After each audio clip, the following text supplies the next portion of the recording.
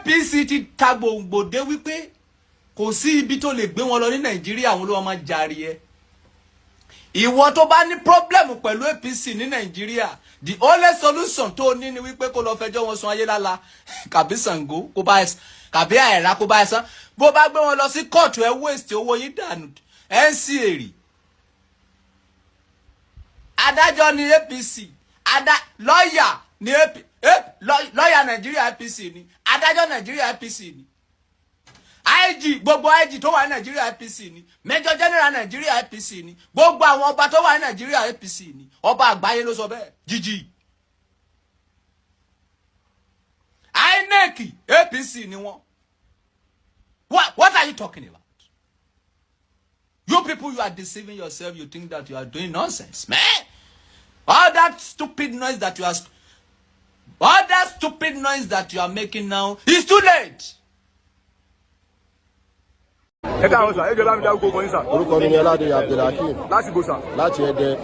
Ẹbí kankan lọ mí sìn kí ni tẹ́ ló ṣẹlẹ̀ sà. Bẹ́ẹ̀ni ìpè tá a gbà ní ìṣe pé wọ́n ní wọ́n ti ń kó àwọn accord member ní Ìlà lọ́wọ́lọ́wọ́ báyìí. Wọ́n kó àwọn accord member ní Ìlà lọ́wọ́lọ́wọ́ báyìí. Ìlà Òyìnbó lọ́wọ́lọ́wọ́ báyìí. Kẹ́dẹ̀ ní confirmation.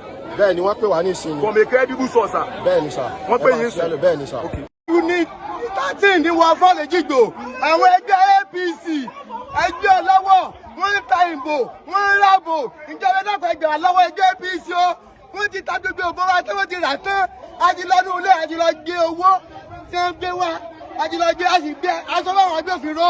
Àwọn agbófinró ní ká mú owó wá. Káwọn tó lọ bá wọn. Fúnra wọn aráàlú kékeré wá wọnú ilé yẹn.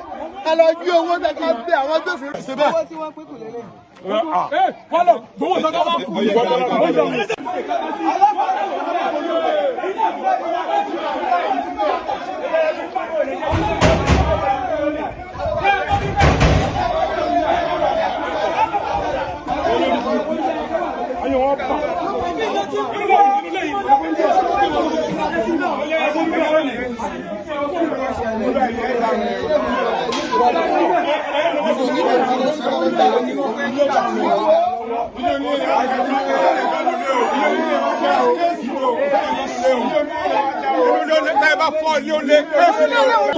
Kò sí nǹkan àwọn olórí gidi bẹ́ẹ̀ sọ àwọn tí ọgbà wọn àfa sọ́sẹ́sì ọwọ́ rẹ̀ mo ti gbà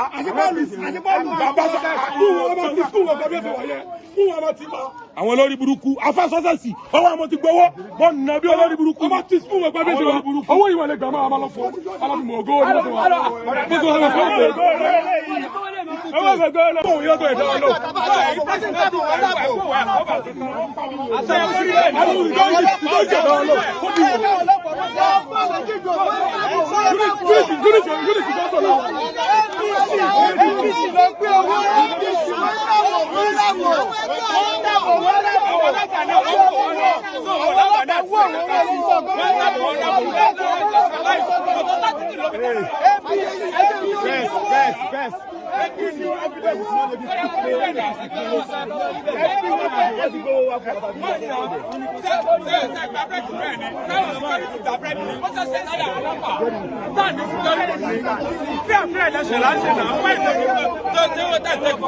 Very convincing. Mo bẹ̀rẹ̀ pé kí ni evidence tí wọ́n fi pé ẹjọ́ kò sí nkúrú wọ́n ti kó wọ́n ti yà wọ́n. Normally ẹ lè gba owó lọ́wọ́ ní ìgbàwó èèyàn. Kí ni ẹ mà àrídájú pé owó ti bẹ lọ́wọ́ ní ìgbàwó owó pé wọ́n dìbò wọ́n because everything with evidence. You no get one. You no get. Ẹ máa wo ibi tí kálukú bá fẹ́. Lórí oko. Níbi bẹ́ẹ̀ nìkan sọ pé ẹ wo ibi tí kálukú bá fẹ́. Ẹ tó bá ti tẹ nǹkan tí ó yẹ kó tẹ̀ ní aṣọ. Lórí oko. Ìgbàwó. Wà lórí ẹ̀yìn. Ẹyẹ máa wà nínú.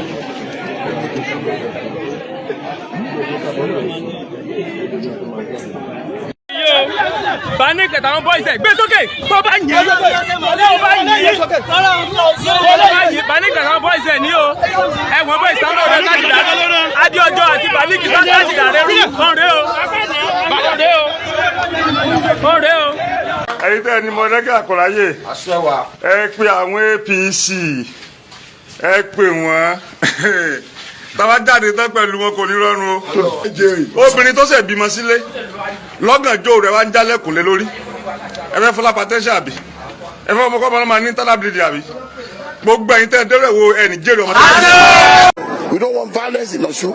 All we want is free and fair election so that people can perform their civic duty. That's one.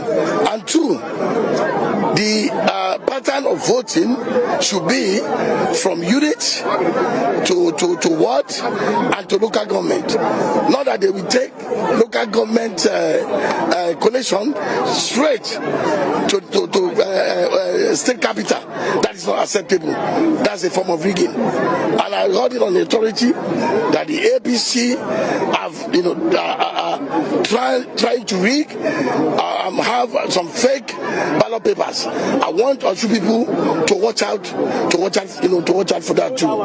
And then we don't accept. Well, we will not accept that in Osun.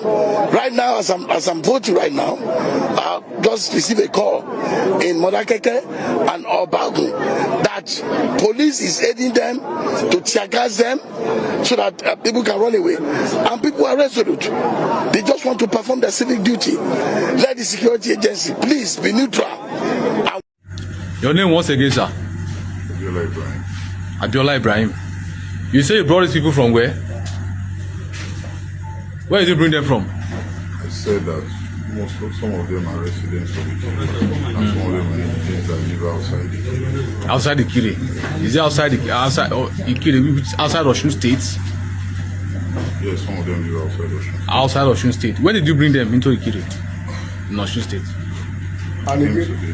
And what right do you have to bring them to your residence there? Answer that question. Feeding them. So that tomorrow they go and vote or I call your member. You brought them from outside the state to Ikire. You camp them in your residence and you are feeding them. Am I correct? For what purpose? And you are a member of which party? For what purpose? For what purpose are they here? We are here to vote. To vote. And you are a member of which party? Of which party? Accord. Which means you brought them to vote for Accord party in your residence from different part of the state. Sorry, from outside the state. It's all right.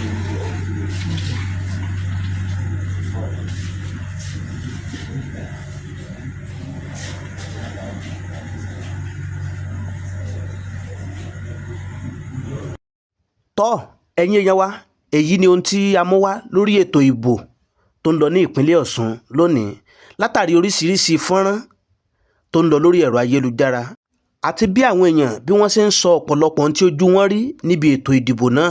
Àwọn agbègbè kan náà sì wà nípínlẹ̀ Ọ̀ṣun tó jẹ́ pé gbọ́nmi sí omi ò tó ó tún wáyé náà níbi ètò ìdìbò náà. Orin tí ọ̀pọ̀lọpọ̀ ará ìlú tì bọnu ni pé ẹni tí ìlú fẹ́ làwọn ó dìbò fún. Ibẹ̀ náà la tó ti rí gómìnà Edo State tí orúkọ rẹ̀ ń jẹ́ Àpàkò látàrí bí ó ṣe wá sí inú ààfin ọba ìyẹn nípínlẹ̀ Ọ̀ṣun. Ibẹ̀ náà láti rí gómìnà Adémọ́lá Adélékè níbi táwọn náà ti dìbò tí ọ̀pọ̀lọpọ̀ tẹ́sí ń yẹ wọn sí. Ẹ̀yin èèyàn eléyìí la ní ká tún mú wá sí etí ìgbọ̀nyín látàrí ètò ìdìbò tó ń lọ ní ìpínlẹ̀ Ọ̀ṣun.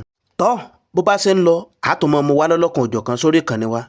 Ẹ má gbàgbé ẹ bá wa tẹ subscribe button yín kẹ́yìn náà kẹ́ tó lè máa jàǹfààní lóòrèkóòrè lórí ìkànnì wa. Àdúrà wa sí gbogbo ẹ̀yin olólùfẹ́ Kúnlé Ìjẹ̀ṣà ni pé ire báyìí lójú owó rí ire lójú ọlá rí ire lójú gbogbo wa ó máa rí o ìpàdé wa bí oyin ó dàbọ̀.